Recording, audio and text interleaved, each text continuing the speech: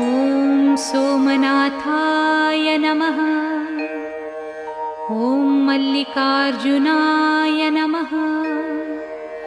ॐ महाकालेश्वराय नमः। ॐ ओंकारेश्वराय नमः।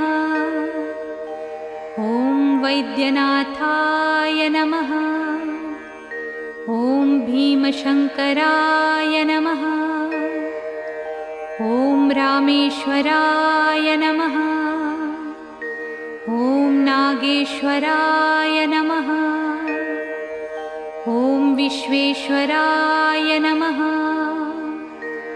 ॐ त्र्यंबकेश्वराय नमः। ॐ केदारेश्वराय नमः। ॐ भुस्मेश्वराय नमः।